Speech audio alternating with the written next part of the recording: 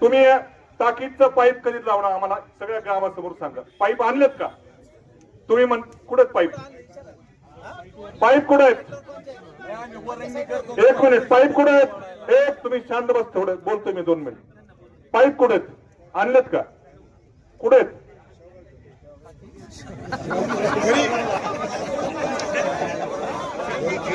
कधी आणलेत? एक मिनिट. अरे हसायसारखा विषय नाही हसायसारखा विषय. पाईप तुम्ही पाईप कधी आणले? आमच्या प्रश्नाचं उत्तर द्या फक्त. बोला तुम्ही, नंतर आधी आमच्या प्रश्नाचं उत्तर द्या.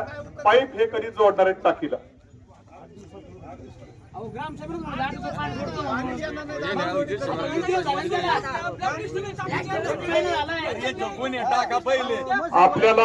आपल्याला गावाला पाणी देण्यामध्ये इंटरेस्ट आहे.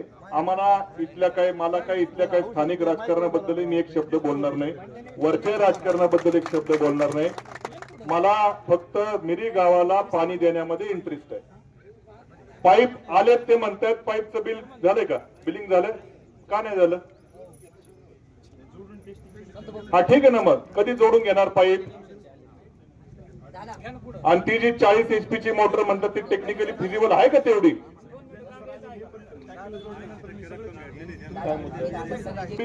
जवळपास जल जीवन मिशन योजनेच्या ठेकेदारांचे राज्य सरकारकडे माझ्या माहितीप्रमाणे 20,000 कोटी रुपये थकलेले आहेत. बरोबर आहे का?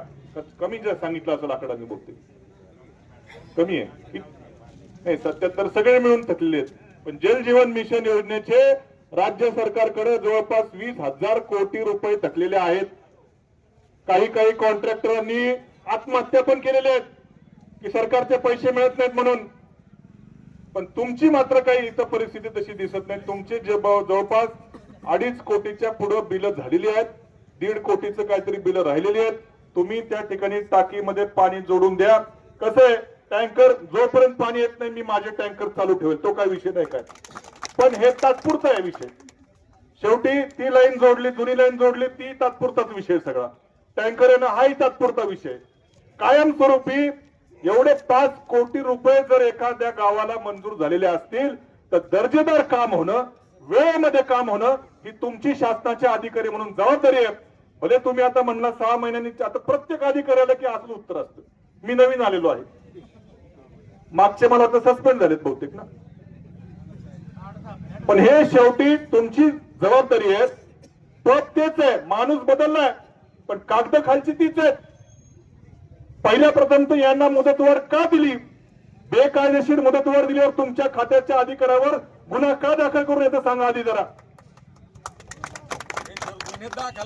अरे तळतळाट लोकांचा. आम्हाला काही राजकारण करायचं नाही याच्यामध्ये. पाण्याकरता 21व्या शतकामध्ये रस्त्यावर बसावं लागतं, याच्यापेक्षा काय दुर्दैवी गोष्ट आहे?